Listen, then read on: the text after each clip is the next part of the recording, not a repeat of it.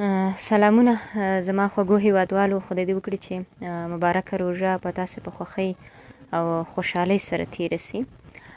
راځم نن د پښتنو په یووالي باندې تاسو ته زه غږېږم چې د پاکستان ISI او رزیل پاکستان ته پښتنو څنګه ځواب نن ورکړ. تېره ورځ پرون ورځ او نن ورځ د پښتنو لوی غم و، عارف وزیر مو د لاسه ورکړی و او ورسره هغه غم و چې نه هېرېدونکی غم د پښتنو دپاره. عارف وزیر به لاړ شي، خو د عارف وزیر په څېر به نور عارف وزیران پیدا شي، د منظور پښتین په څېر به نور منظور پښتینان پیدا شي او د ته ورته د نجیب نقیب دا ټول هغه کسان دي چې موږ د پښتنو د ازادۍ دپاره د لاسه ورکړي دي. خو تاسو ولیدل چې کله موږ نقیب د لاسه ورکړ، بیا مو ارمان لوڼی د لاسه ورکړ، بیا مو عارف وزیر د لاسه ورکړه. دا هغه څه دي چې موږ پښتنو ته یو د عبرت درس کېدلی سي او موږ د دې دپاره د خپل حق غوښتنې دپاره هم خپل غږ پورته کولی سو. زه راځم وایي پښتنو ننګ را باندې وکړئ، پښتنو ننګ را باندې وکړئ، ما د پنجاب مرمۍ په زړه خوړلې دینه. د عارف وزیر او ورسره د هغې ټولې کورنۍ ته بیا هم د زړه له تله تسلیت. مشر منظور پښتین چې په سترګو کې د غم اوښکې وې، موږ ولیدلې چې ما چې کله د هغوی جنازې کې د منظور پښتین په سترګو کې اوښکې ولیدلې، نن مې د یو داسې مشر په سترګو کې اوښکې لیدلې دي چې ټول پښتانه هغې پسې ولاړ دي. کله چې هغه تبن چې خفه وي، پښتانه به خفه وي. خو زه یو دا وایم چې تورمخي پاکستان، رزیل پاکستان او رزیل ISI او خره ISI ته زه نن دا وایم چې تا ولیدل د پښتنو یووالی دې ولیده، د پښتنو ورورولي دې ولیدله، د پښتنو مینه او محبت دې ولیده چې نن د عارف وزیر په خاطر پرون په کونړ ولایت کې زموږ د کونړ میشتو ورونو د عارف وزیر غیبي جنازه وکوله او نن هم په پلازمینه کابل کې چمن وزیري کې په زرهاو کسان راټول سوي ول، د عارف وزیر جنازه یې وکړه. او اخوا پښتونخوا کې هم په زرګونو په میلیونونو کسان پښتانه راټول سوي ول.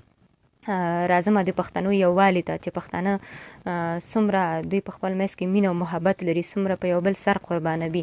د کرونا ویروس چې د نړۍ ټوله نړۍ یې لرزولې ده، امریکا یې لرزولې ده او نړۍ په داسې یو وحشت کې اچولې ده. نن پښتنو ثابته کړه چې تر کرونا او تر هغې ناروغۍ چې په ټوله نړۍ کې تر اوسه پورې تداوي نشته ده او نړیوال په دې لټه کې دي چې هغې ته یو څه دارو درمل پیدا کړي. خو نن پښتنو ثابته کړه چې تر کرونا هم رزیل پاکستان موږ ته ډېر زیات مضره دی او هغوی راټول سول. د عارف وزیر په جنازه کې نن په پلازمینه کابل کې ټول راټول سول، دلته جنازه وکوله. د کرونا د ویرې نه هیڅ، یعنی کرونا نه ونه ویرېدل. ډاکټر صاحبان وایي په ټوله نړۍ کې چیغې وهي چې کرونا نه ځان وساتئ، خو زما پښتنو ورونو د کرونا په خاطر نه، دا چې د دوی مینه، د دوی محبت، د دوی یووالی، د دوی صمیمیت د دې سبب شو چې نن دوی سره راټول شول. د کرونا نه ډارېږي، خو تر کرونا موږ او تاسو پښتنو ته پاکستان ډېر زیات مضره دی او د پاکستان په خاطر باید موږ لا داسې یو کار ته ملا وتړو چې نه مو د عارف وزیر په څېر یو څوک قرباني ورکړو، هم مو مبارزه ساتلې وسي. دا هغه وخت کېدلی سي چې لر او بر یو افغان وي، لر او بر یو غږ وي. ما خو غوښتنه په خپل فیسبوک کې وکړه چې د عارف وزیر هغه تر ډېره مثلا موږ وایو چې کابل ستا په سر مې وژني او د کابل په سر یې وژني، د افغانستان په سر یې وژني، د لوی کور افغانستان غوښتونکي دي، د همدې په سر وژل کېږي، هغوی د همدې په سر هدف ګرځول کېږي. خو زه نن د خپل حکومت نه، د خپل ولسمشر نه، د ولسمشر غني نه زه ډېره زیاته ګیلمنه یم. ځکه په دې زه ګیلمنه یم چې زما په سترګو کې داسې اوښکې راسي. ما ویلي چې زه به جاړم نه، ځکه پښتنې پیغلې د ژړا دپاره پیدا نه دي چې هغوی یو خپل ورور یو عزیز د لاسه ورکړي، بیا ورته وژاړي، دوی بیا پیاوړي سي. زما په سر دا سره لوپټه چې دا د انقلابي لوپټه ده او نن مې چې دا سپین کمیس اچولی دی، دا مې د دې دپاره اچولی دی چې د عارف وزیر په غاړه سپینې جامې ویله دې ځای نه لاړو. زه دا وایم چې زما د خپل ولسمشر نه دا ګیله ده چې تا یو غږ هم پورته نه کړه. یو غږ دې ولې پورته نه کړه؟ موږ په فیسبوک پاڼو باندې غوښتل چې د عارف وزیر جنازه د افغانستان ته راوړل سي، هغه په کابل باندې خپل ژوند د لاسه ورکړی دی. خو زما ولسمشر په خپلو مزو کې، په خپلو چړچو کې بوخت دی. هغه پښتنو ته بخل څه وایي؟ هغې ته به دا وایي چې تاسو په کابل باندې خپل سر نظرانه کوئ، خو کابل ستاسو په قصه کې نه دی. زه نن دا وایم چې تاسو ولې داسې چوپ یاستئ؟ زما ولسمشر ولې دومره چوپ دی؟ ولسمشر غني حتی یو پیغام خپور نه کړ. ولې؟ ولې هغه پښتون نه دی، هغه افغان نه دی، هغه په افغانیت باندې خپل ژوند د لاسه ورنکړ. هغه چې لوی افغانستان غواړي، هغه چې د ډیورین کرغېړنه کرښه لرې کول غواړي، د هغې په پار دوی راپورته سوي دي. او دلته زما مشران، زما ټول داسې چوپ ناست دي. حتی ما په فیسبوکونو کې ځینې پوسټونه ولیدل چې اوس پې غیرت وکړئ، ستاسو په سر ځان قربان کړ. خو زما مشران لا اوسه پورې د خوب په خوب باندې ویده دي. موږ غوښتنه وکړه چې د عارف وزیر جسد باید افغانستان کې خاورو ته وسپارل شي، ځکه دا د هغې لوی کور دی، دا د هغې د پلارنی ټاټوبی دی. خو زه بیا هم وایم چې پښتنو هغه ورونو چې نن ثابته کړه چې د پښتنو ترمنځ مینه او محبت څنګه دی. خو رزیل پاکستان تر کرونا موږ ته ډېر زیات مضره دی. انشاءالله یو کېږي به زما پښتانه ورونه او زما مشران، هغوی چې نن په غم کې دي، نن د غم اوښکې تویوي، نن زما منظور اوښکې تویوي، نن زما علي وزیر اوښکې تویوي، نن د هغې مورکۍ چې تقریبا د هغې په کور دا 18مه جنازه ده چې ورځي، هغه اوښکې تویوي. دا هغه څه موږ ته رایادوي چې موږ باید پیاوړي سو، موږ باید قوي سو، موږ باید دومره په خپل منځ کې یووالی او اتفاق ولرو چې پاکستان تر موږ وډارسي. پاکستان د سردار محمد داود خان په وخت کې دومره ډار سوی و چې حتی د خلاصون لاره نه درلوده. وایي موږ څه وکړو چې موږ د افغانستان نه خلاص وو. اوس زه همغسې مشران غواړم، زه سردار محمد داود خان غواړم، زه نجیب غواړم، زه دا نن چې د چوکۍ په سر نښتي دي دلته ناست، زه دا نه غواړم، دا اشرف غني نه غواړم، زه عبدالله نه غواړم، زه هغه څوک غواړم چې زما کوزه پښتونخوا کې زما کوم ولس چې پروت دی د هغوی دپاره غږ پورته کړي، د هغوی حق وغواړي. زه دا غلامان نه غواړم چې دلته ناست دي، دا غلامان دي، دا پردیپال دي، دا انسانیت او افغانیت او اسلامیت نه پیژني. دا هغه کسان دي چې چوکۍ په سر نښتي دي، جنګ کوي. خدای پاک د دوی دغه بېنومه او بېنښانه او رزیل مشرانو نه موږ خلاص کړي چې دوی یو هم انساني حق نه غواړي، یو هم د یو انسان دپاره خپل غږ نه پورته کوي. داسې مشرانو باندې به موږ څه کوو؟ خو زه هم بیا وایم چې که ایسای دی، که پاکستان دی، که خر دی، که رزیل دی، دا دې ته به یو قوي ځواب دا وي چې نن پښتانه په ټوله نړۍ کې راټول د عارف وزیر جنازه کوي، سبا به دغه پښتانه د ستا د کور جنازه وکړي، ستا د پاکستان، ستا د پاکستاني ریاست، ستا د تورمخي پاکستان، ستا د زه بې ناموسه پاکستان چې زه وایم چې رمضان دی، زما د خولې نه باید دا الفاظ ونه وځي. خو دا د دې درد دی چې یو پښتنه پیغله دردېږي په یو خپل ورور باندې. هغه نن ملاله ماشومه ده، خو نن بې پلاره ده.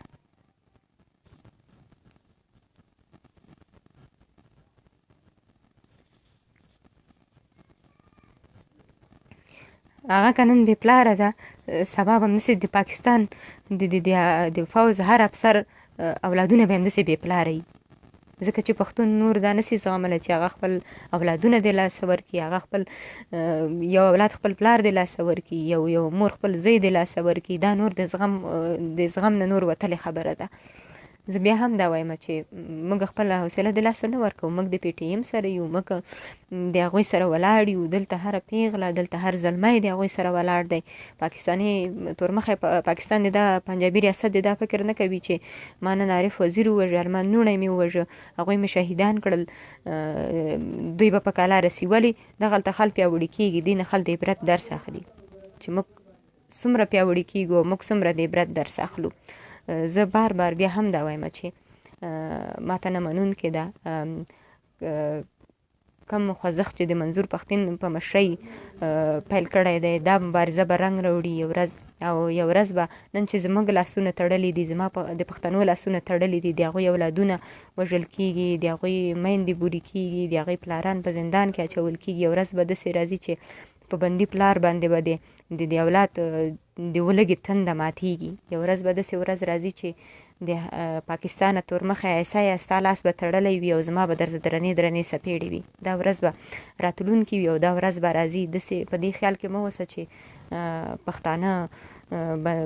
پښتانه مې ووژل یا د دوی مشران وژنم یا هدفي وژنې کوم. که ته رزیل پاکستانه عیسایه مردرخوره چټاله، که ته دونه نرې، راځه د مخامخ په میدان کې وجنګېږه، موږ سره په سنګر کې وجنګېږه. داسې په شا ګزار مه کوه، داسې په شا هدفي وژنې مه کوه، داسې دا بې ناموسه کارونه مه کوه. که ته ځان ته نر باید د نر په څېر راووځه راسه دلته په میدان کې وجنګېږه، په سنګر کې وجنګېږه، کتونو تا کې زور شته دی، هدفي وژنې مه کوه، زما مشران په هدفي وژنو مه ویروه، زما مشران په هدفي وژنو ژوند ترېنه مه اخله.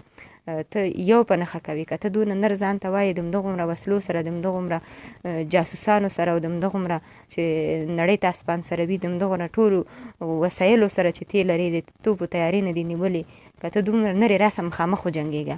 بې غیرته بې غیرته ایسای ستا سربازان او ستا سرتیږي ټول بې غیرته دي، ځکه چې په دې بې غیرته بې ناموسه رذیل خلک هستئ چې د شانه ګزار کوئ. که تاسو نه راسئ د پښتنو سره په میدان کې وجنګېږئ، ما ته په میدان کې خپله زړورتیا وښیئ چې ته پښتنو سره په میدان کې څنګه جنګېږې. که تا کې دونم زوري دونم جرات ولرې ته راسه مخامخ وجنګېږه. د بې غیرتو د ښځو په څېر د شانه ګزار مه کوه چې ته په هدف یو څوک ګرځوي 15 کاله یا یو څو میاشتې چې یو چا ته تېروي، بیا د هغه په سر پیسې ورکوي، بیا هغه وژني.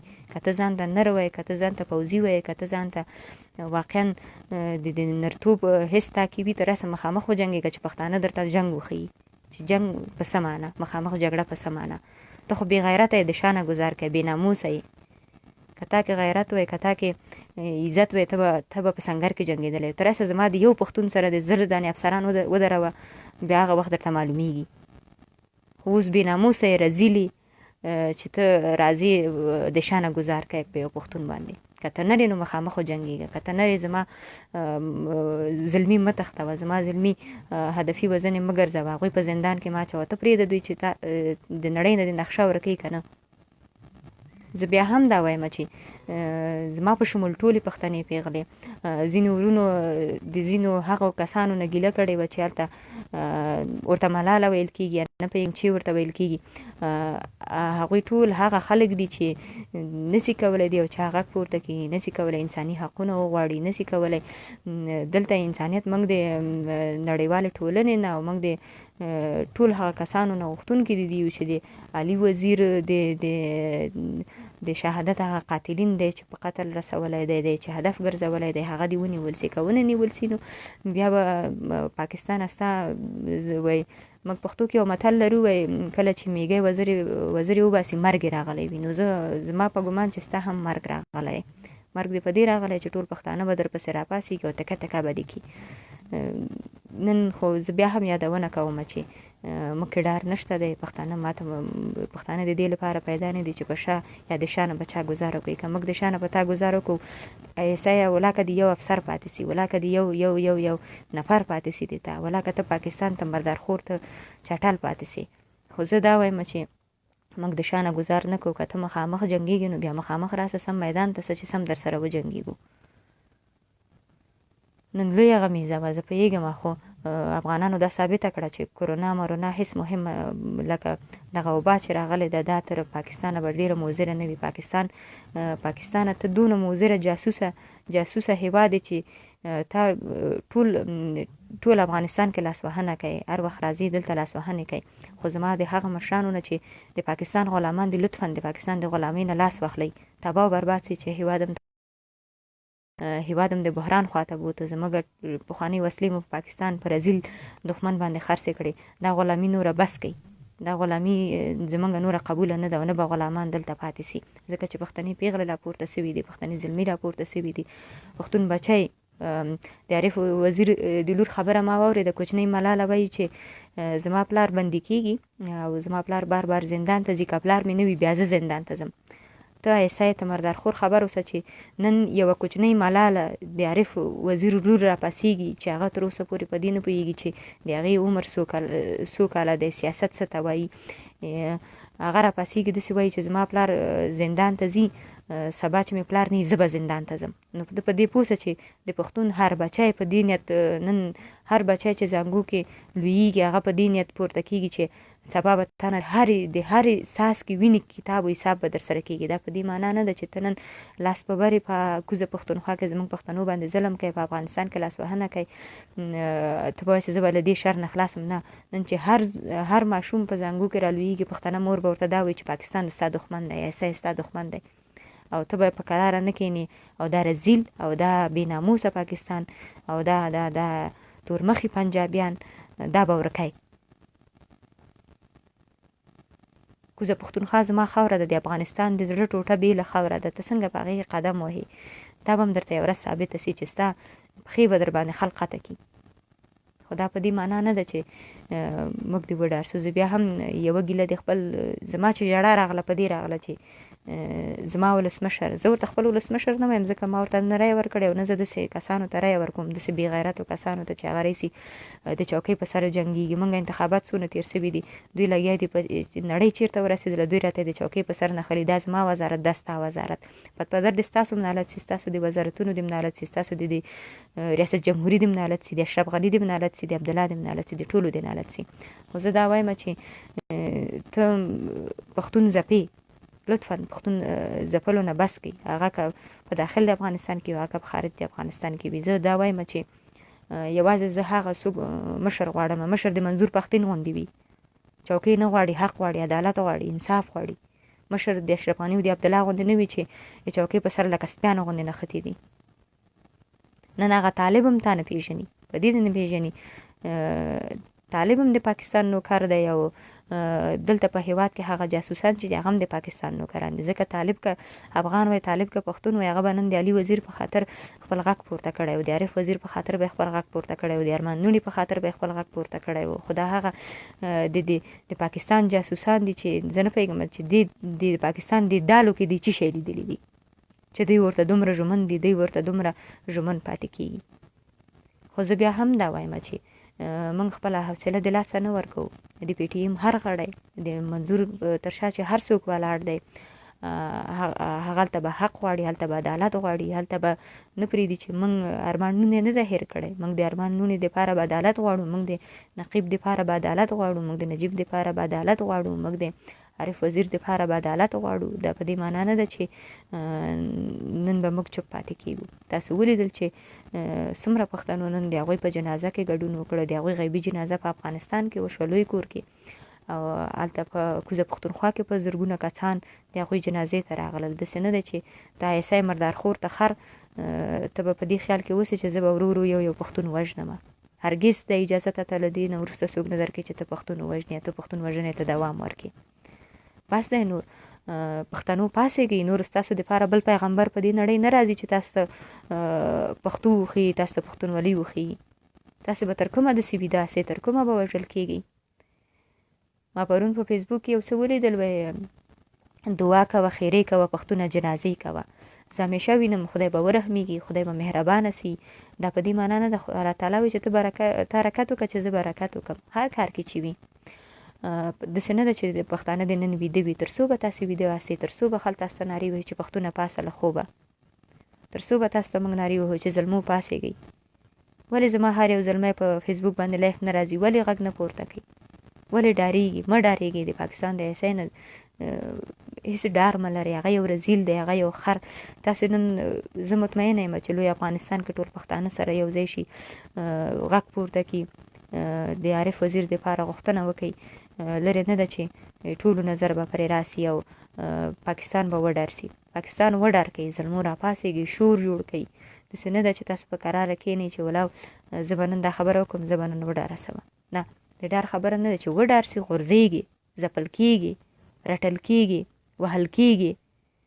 هېڅکله به نه ډارېږي. همیشه خپل همت، تاسو پښتانه یاستئ، موږ ته د پښتو دغه یو نوم بس دی، زموږ د همت او زموږ د هغه څرګندوي کوي چې زه پښتانه یم، زه د چا نه نه ډارېږم، زه د ایسای نه نه ډارېږم، زه د پنجاب نه نه ډارېږم، زه د بل یو هېڅ چا نه نه ډارېږم. زما هر یو پښتون دی دا وایي، زما هر یو زلمی دی دا وایي چې زه ولې وډار سم، زه ولې غږ پورته نه کوم، زه ولې چوپ پاتې سمه. نن ولې زما افغانان چوپ دي د عارف وزیر په خاطر؟ زما ولسمشر ولې چوپ دی؟ ولې ناست دی؟ همدغه پښتنو ته ورسولې په ریاست جمهوري دننه به اصلي ارګ درته وښوده، د ارګ په چوکۍ د ټکې ووهله، مزهداره چوکۍ به قرار پې کېناستلې، عیشي نوشي به کوئ، ستا لور او زوی په خارج کې اوسېږي او زما افغانان دلته د زړه وینې خوري.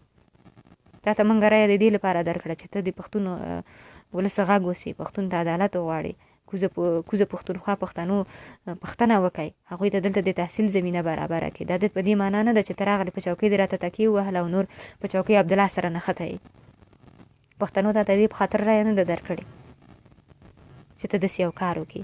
تر کومه به د ظالم او رزیلو د پاکستان د ایسای پر وړاندې موږ پټ پاتې یو؟ تر کومه به پښتون وژل کېږي؟ نن چې په افغانستان کې هر سرتیری وژل کېږي هغه زما افغان دی، هغه زما ورور دی، هغه هم پاکستان وژني، بل څوک نه وژني چې بل څوک راځي یو بل ځای نه هغه وژني. نه، نن چې زما هر سرتیری په سنګر کې شهیدیږي د پاکستان کار دی. نن چې په کوزه پښتون کومه لانجه رامنځته کېږي، کوم عارف وزیر ترور کېږي، ارمان لوڼې ترور کېږي، کارونه ویل کېږي، هغه ځپل کېږي، هغه په کور کې بندي کېږي، دا ټول د پاکستان کارونه دي.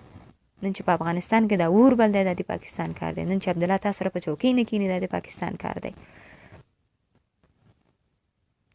نن چې د ګلبدین او د سیاف او د مسعود او د نورو خلکو دغه جیبونه ډک شول، دا ټول د پاکستان کار دی. دا خو د پاکستان جاسوسان دي. د پاکستان جاسوس پاکستان چې د نړۍ نه ورک نشي، هیڅ کله به افغانستان آرامه نشي تر څو چې دا ګاونډی زموږ موجود وي. او افغانستان خاوره به هیڅ کله د سردار محمد داود خان نه تر ننه پورې د افغانستان خاورې دمه نه ده وهلې. ځکه چې دوی ته د سردار محمد داود خان د واکمنۍ پر مهال دوی پاکستان ته پناه ویوړه، پاکستان کې وروزل شول، هلته ورته ټرینینګونه ورکړل شول، بیرته افغانستان ته راغل، تر نن افغانستان د دوی له لاسه دمه ونه وهله. نن چې په کوزه پښتونخوا کې څه کېږي، زما پښتون وژل کېږي، زما پښتنه خور کونډېږي، زما مور بوره کېږي، زما پښتنه خور سرتورې کېږي، زما پښتون بچی بې پلاره کېږي، بې وروره کېږي، هغه ټول د پاکستان لاس دی، ټول د پاکستان د ایسای لاس دی. خو زه بیا وایم چې د پاکستان رزیله ایسایه خره مردار خوره که ته دومره نرې مخامخ راسه وجنګېږه، د یوې پښتنې پیغلې سره وجنګېږه که ته دومره نرې. د شانه ګزار مه کوه، خلکو ته پیسې مه ورکوه، بې غیرته. ته به هم ځان ته وایې چې زه پوځ یم، زه ایسا یم، یا زه استخباراتي کړۍ دي یا دا دي هغه دي. ته بې غیرته یې، بې غیرته په دې چې د شانه ګزار کوې. که ته نرې راسه زما د پښتنو سره په میدان کې وجنګېږه چې تا ته د جنګ اصول وښیي چې جنګ څنګه دی. زما زړه ډېر زیات ډک دی، ځکه چې زه ګورم چې پښتون ولس زما ځپل کېږي، پښتون وهل کېږي، پښتون رټل کېږي. زه بیا وایم چې پښتنو ستاسو دپاره بل پیغمبر نه راځي چې تاسو له خوبه ویښ کړي. لطفا ویښ سئ. ستاسو زما احمد شاه، ستاسو زما میرویس خان، ستاسو زما یوې مور هم داسې هېڅ بچی نه ده راوړی. راسئ نن د منظور سره لاس یو ځای کوي، راسئ نن د منظور شاته ودرېږئ. ما ته د منظور غوندې مشر پکار دی، ما ته بې غیرته مشران پکار نه دي چې راسي د چوکۍ په سر په جنګي. چوکۍ ورته مزه ورکړې ده، په چوکۍ کښېني، پیسې یې خوښوي.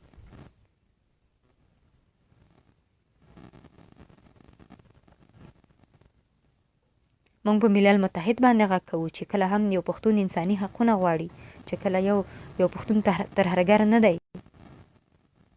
چې هغه وسلې ته لاس واچي، د وسلې پر مټ مخ ته لاړ سي.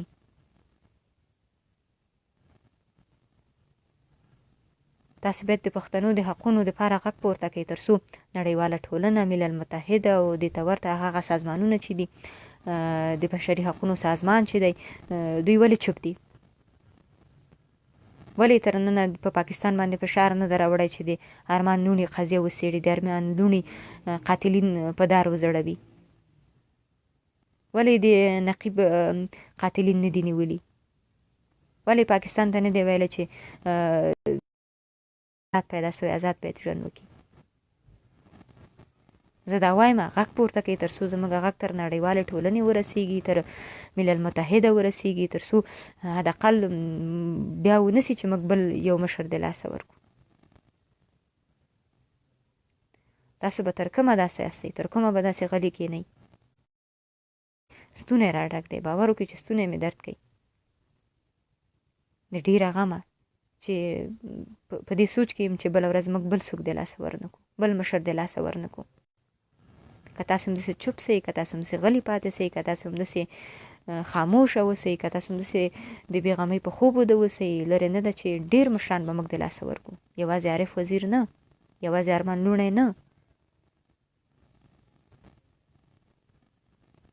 زه بیا هم دا وایم چې راسئ غږ پورته کوئ، حق وغواړئ، داسې مه کښېنئ.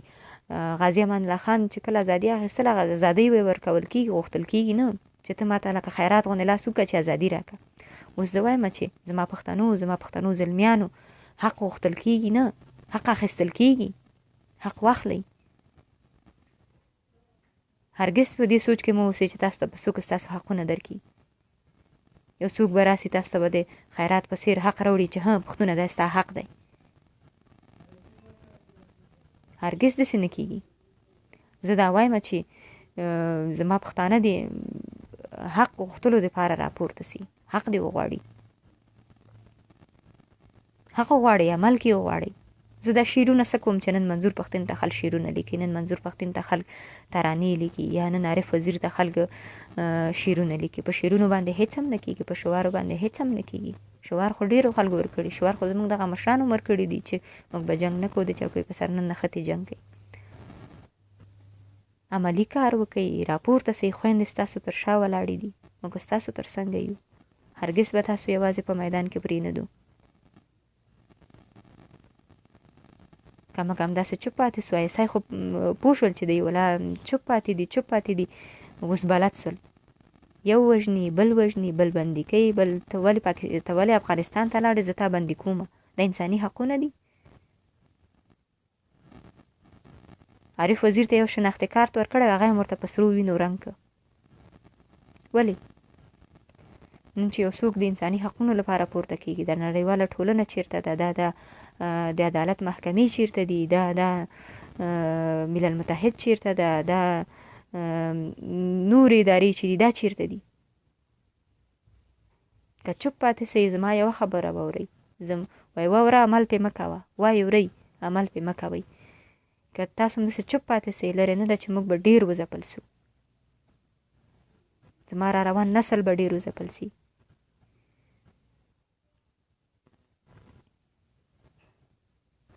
عارف وزیر هغه څوک چې په خپله فیسبوک پاڼه یې لیکلي ول، وایي ایسای پاکستان ورته ویلي چې ته افغانستان ته تللی، زه تا بندي کومه.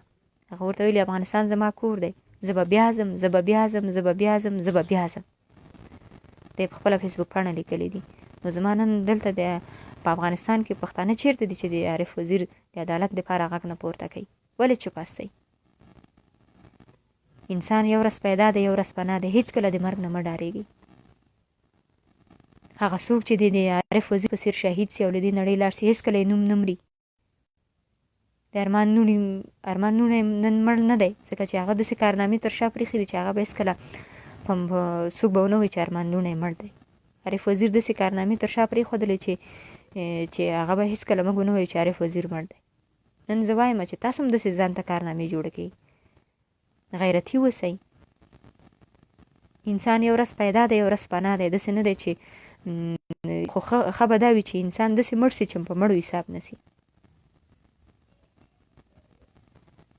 داسې کارنامې پرېږدئ، داسې کارونه وکئ، داسې راپورته سئ، داسې یووالی وکئ، داسې مینه وکئ، داسې محبت وکئ، داسې سره راټول سئ چې د پاکستان دا تورمخی پاکستاني ریاست درنه وډار سي، په شا لاړ سي. لکه څنګه چې د سردار محمد داود خان په زمانه کې ډار سوی و، په شا تلی و.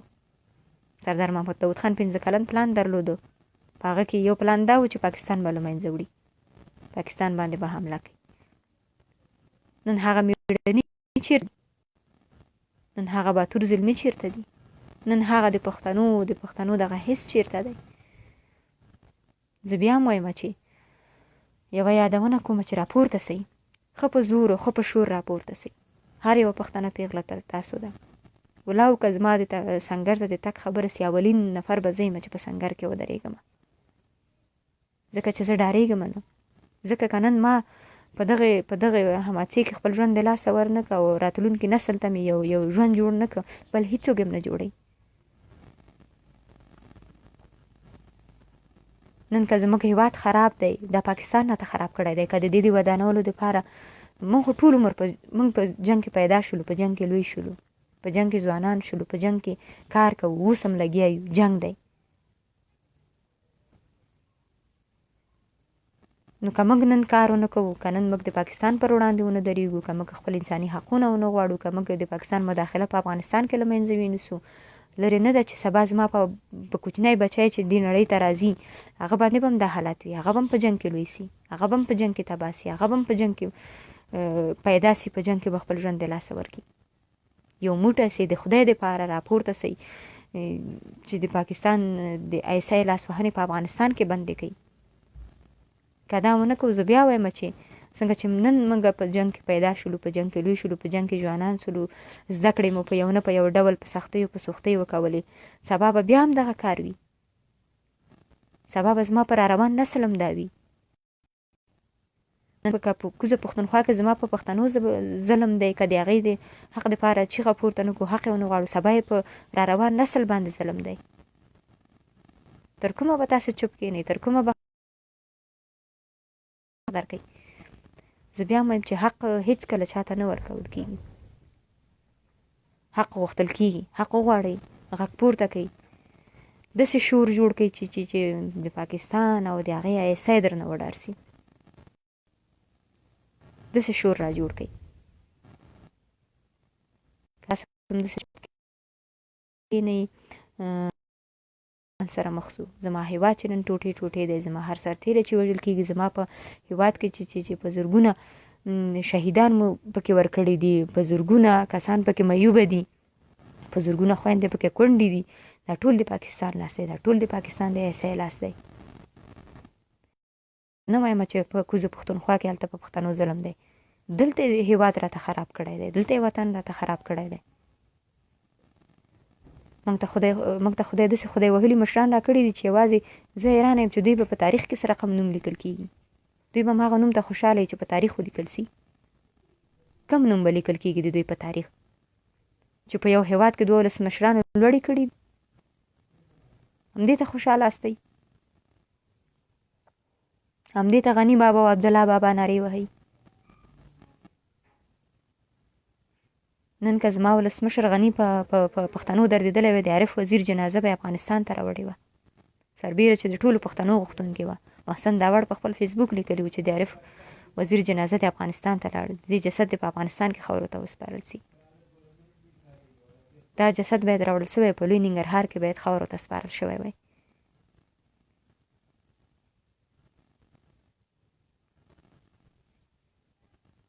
زه نه پوهېږم چې زه په کم درد وژاړم. دا چې زما پښتانه بیده دي په دې درد وژاړم، دا چې کرونا مې وژني په دې درد وژاړم، دا چې ایران مې وژني په دې درد وژاړم، او دا چې هیواد کې د هدیانو په نوم یو څو کسان راپورته شوي دي هغه مې وژني په هغې درد وژاړم، دا چې وطن مې خلک خرڅوي په دې درد وژاړم، دا چې د ډیورین په دې درد وژاړم، دا چې عارف وزیر وژل کېږي په دې درد وژاړم. خویندې تر کومه ژاړوئ؟ د هر یوې پښتنې پیغلې سترګې پښتنو زلمیو ته دي چې نن به دی راپورته کېږي.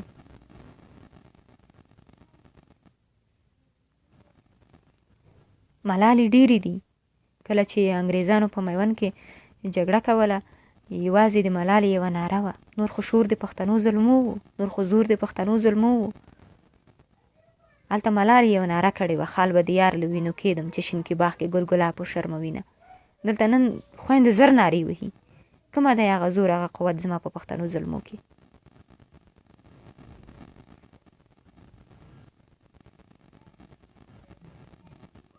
د ملالې په یوه ناره باندې د میوند جګړه فتحېږي. نن په زرهاو خویندې چیغې وهي، څوک یې غږ نه اوري. ولې؟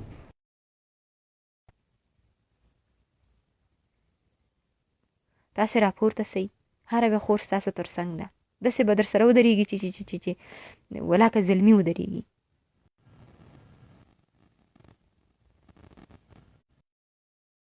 څنګه راځمه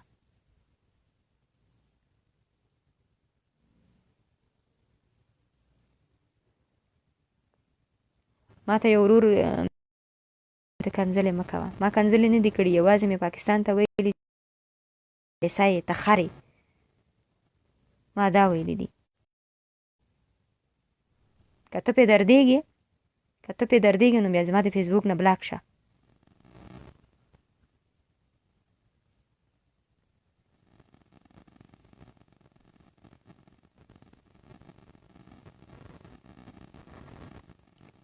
چې ته ماته نن وایې چې ته پاکستان ته ولې خر ویلي، دلته د کومنټ راځي چې ګورم ته د پاکستان نوکر یې، جاسوس یې.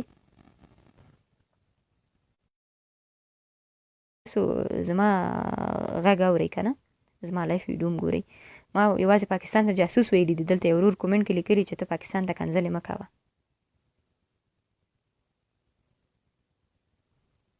ته پاکستان ته کنځلې ښیې که زما په پاکستان وسه ورسېږي کوم زه د نړۍ نه ورکومه درته زه درته دا نقشه ورکومه چې زما ټول افغانان ترې نه دمه وهي. چې جاسوسي کوې بیا دلته ولې اوسېږي؟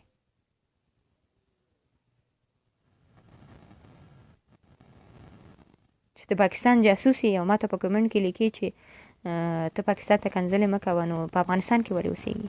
خو زه لاړ شه پاکستاني تابعیت واخله همالته واوسېږه.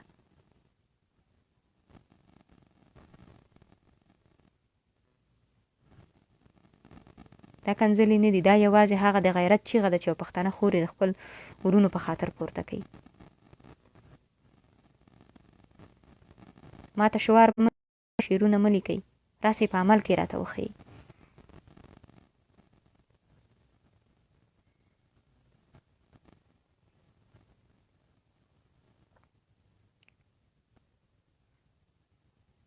ته چې ما ته په کومنټ کې داسې ولیکې چې ته کنځلې مه خوشحالېږي کې سته دی.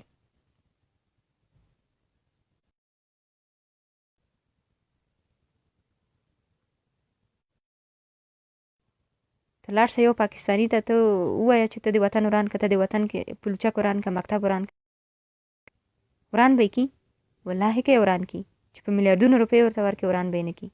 تاسې افغانان وطن دوسته ناست دی، تاسو پیسو خوړلې یاستئ، خپلو جیبونو خوړو، وجدان نه لرئ. په قاره نه سمه چې اوس مې د خولې نه ونه وځي، ډېر مې اعصاب خراب دي. خو خبره دې رانغاړمه چې د روژه ماتې وخت دی که نه ما ډېر څه غوښتل ویې وایم، خو یوازینۍ هیله چې زما دا دی، زه بیا هم وایم چې ورونو، زما با غیرته ورونو، زما با عزته ورونو، زما اتلانو ورونو، راځئ لاسونه سره یو کړئ، د حق غوښتلو دپاره پورته سئ. حق نه ورکول کېږي، حق په زور اخیستل کېږي. صبر نه هم خبره نوره تیره ده. تاسو راځئ پورته سئ، پښتنې خویندې له تاسو سره دي. په وروستیو کې بیا هم دا وایم چې سره یو سئ، لاسونه سره ورکئ، زړونه سره ورکئ، تر څو نه یو پښتون بچی شهید سي، نه یوه مورکۍ کونډه سي، نه یوه مورکۍ بوره سي او نه یوه خور کونډه سي، او نه ملالې په څېر چې یتیمه سي.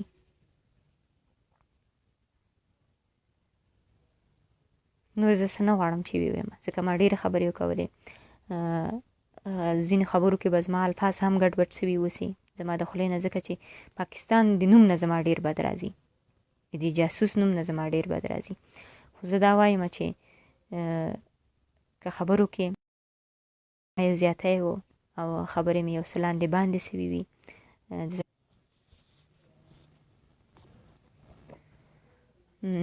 هیوادوالو د روژه ماتې وخت دی، تاسو به هم روژه ماتوئ، زه هم ځمه. نو زما یوازینۍ هیله او یوازینۍ امید مې د خپلو پښتنو، د خپلو افغانانو، د خپلو غیرت او غیرت اتلانو، زلمو ځوانانو نه همدا دی چې راپورته سئ، زړونه سره ورکئ، مینه او محبت سره وکئ او د پاکستان پر وړاندې ودرېږئ، د عدالت غږ پورته کړئ، د حق غوښتنې غږ پورته کړئ. منظور پښتین یوازې مه پرېږدئ، ورسره اوسئ. زما په خبرو کې که کوم کمی زیاتی و، واقعا بخښنه غواړم او ټولو هغو ورونو نه بخښنه غواړم چې که زما په خبرو کې کمی زیاتی هېڅ کړی وي یا زما په الفاظو کې اشتباه راغلی وي، په بخښنې سره نو خپله کوچنۍ خور وبښئ.